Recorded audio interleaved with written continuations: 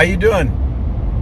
It's time to go to Inscription Canyon. And along the way, we're going to find the famous, really famous Birdman Petroglyph. It's between the Indian Caves and Inscription Canyon. This is a world famous petroglyph. An archaeological society actually uses this as their main image for their cover magazines. It's pretty cool. And it's in a unique location, so I hope to show you that.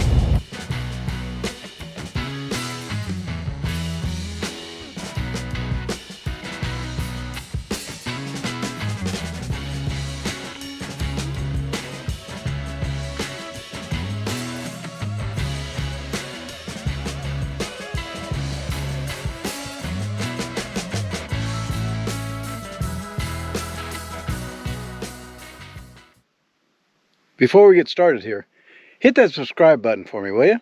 I really appreciate it, all the subscribers we can get.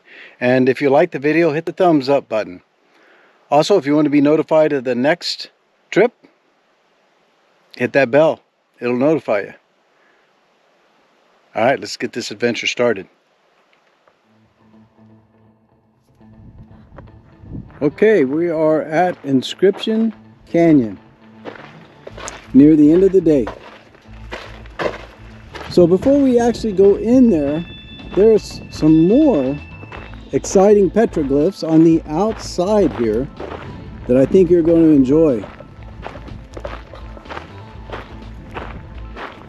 Just on the walls here. I mean, this is a special place, and this barrier, thank God it's here. Protect this place. I just wish it was farther out here.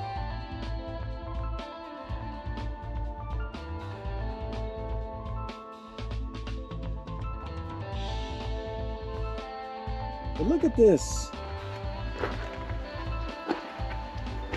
Check out this bighorn sheep. I mean, how cool is this? Here on the outside.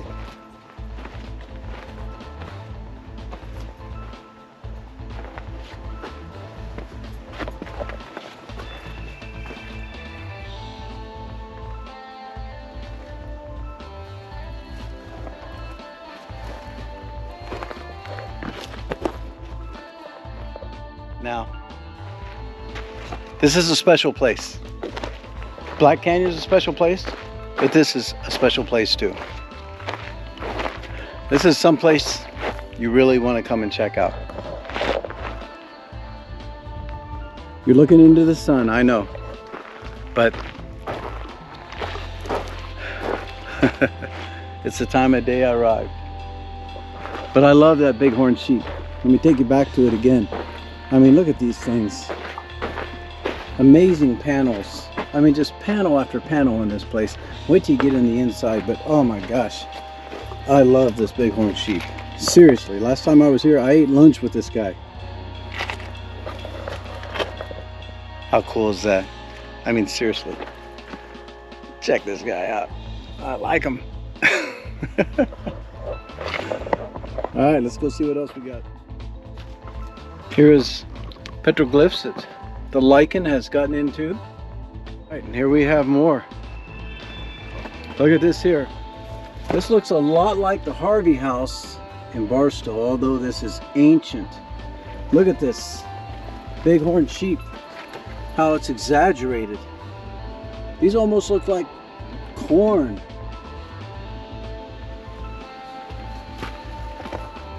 How cool is this? This is on the outside of Inscription Canyon. This is not on the inside. So we see other people. See these, we've seen this one before. Look how the lichen's grown inside of it.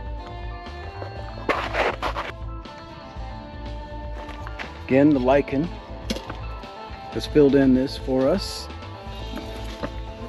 But hidden back here in this shelter is a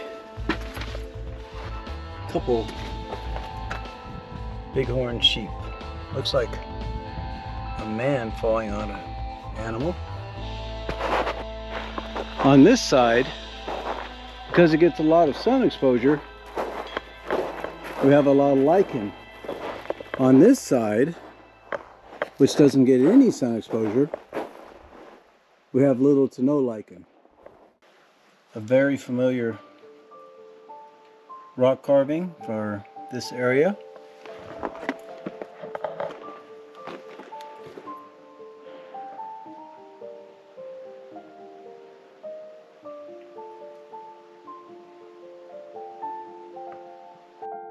And here we have more, some archaic style.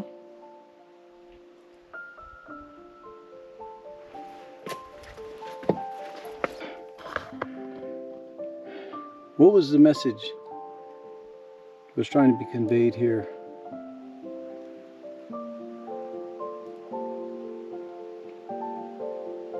Was this natural or spiritual? Was it something that he experienced? Or something he saw in a dream or a vision? What some people call morph-sized people. Look, it's got fingers here. A head. Was it natural? Or was it spiritual in nature? We see these, which could be Attila's throwing sticks, or they could be an example of something else. A Christian cross, still dated around the same time as these, because look at the patina that's in them and how it matches the color that we have.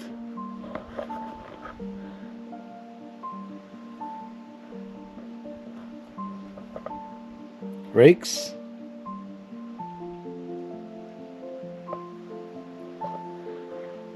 What do you think? Natural or spiritual? Is it even a desert tortoise? Possibly, with its arms, head, small head, and being the shell. Or was it a morphed human being? An alien? Or a spirit being? We'll never know what the author's true motive was, but we do know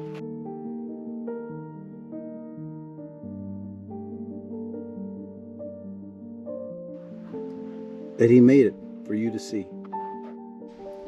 Now, this is a symbol I've seen many places, including Anza-Borrego State Park, down made by the Coya Indians, and one of the few petroglyph spots out there. Here we have what looks like some sort of ladder, but it probably has greater significance than that. Over here, we have that same thing as in the front in Black Canyon and across the way here, except that it's upside down, it's inverted. Now, is it inverted because that's the way the author drew it? Or is it inverted because the rock fell? Again, more rock art.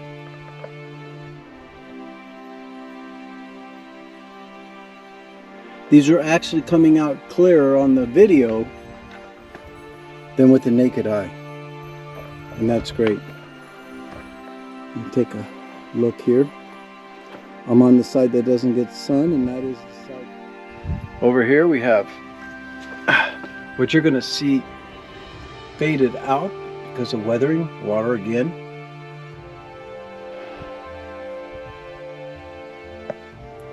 And over in here, which you can see better than I can see. I can see it in the camera.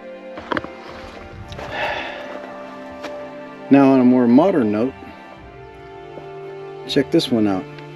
Now, part of it is broken away or someone's damaged it, but you can see that the part that's been damaged is a lighter color than the original. Another rake. Excuse me, but killing flies. There's a lot of deer fly out here. We move to this panel. You probably can hear the flies buzzing around. We have some over there, and this has probably been a bighorn sheep right here. But We can't make out a lot. There's another one over there, but we can't make out a lot about it. Possibly that was another one. Here we have more arcade style. You can make these out clearly.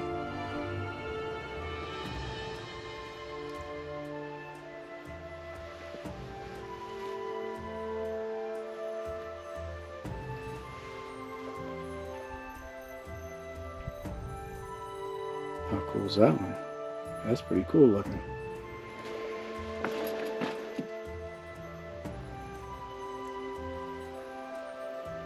Look at this one here. What do you think that is? I saw a snake back there. Not a real snake. A rock carving of a snake. Let me go back and show that to you. Hang on. Below the bighorn sheep who has paint on it, we have this petroglyph here. This is probably a rattlesnake symbol. So a good reminder for us to beware. And again, another one right there, and there, and there. This place is rich with petroglyphs.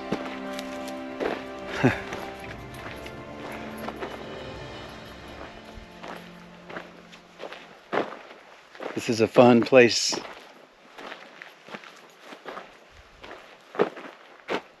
Let's go check this out again. Look at that panel.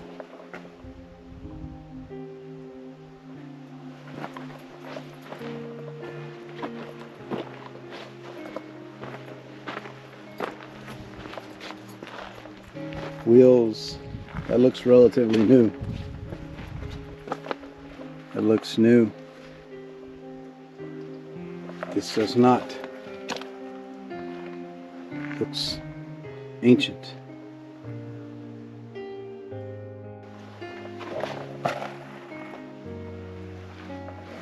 Now I want to bring you back over here.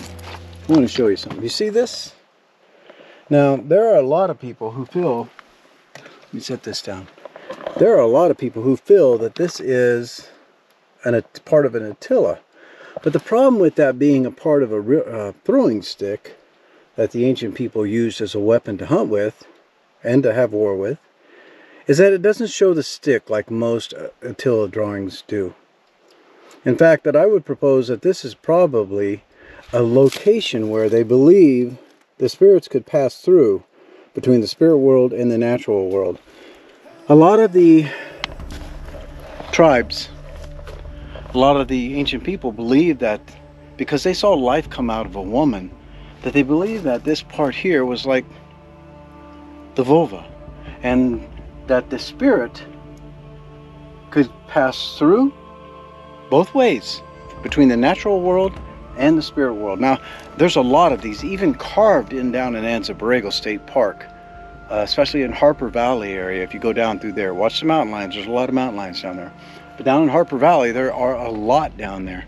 So carved into the rock, and it's because they believe that the spirits could pass through, and this would be a spot where they could transcend into the natural world or go back into the spiritual world. You say, how can they believe that? Well, that's what they believed. So it doesn't mean that we have to agree or disagree, but it is what they believe. So I don't see that as a throwing stick, but rather a place for them to consider that a spirit would go in and out. But we have more. Try not to fall. Been a long day, so. This one always reminds me of R2-D2 in the Star Wars saga. I think it's either a diamond chain, which probably not, more like a snake figure. Look at this one here. R2-D2. And here we have a panel of bighorn sheep. Check them out. I mean, how cool is that?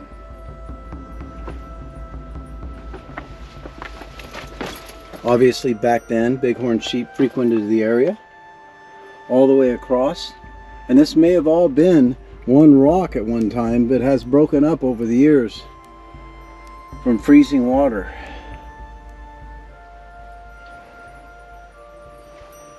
That is cool. This is obviously a carving of the natural world as compared to the spiritual world that some of these panels represent.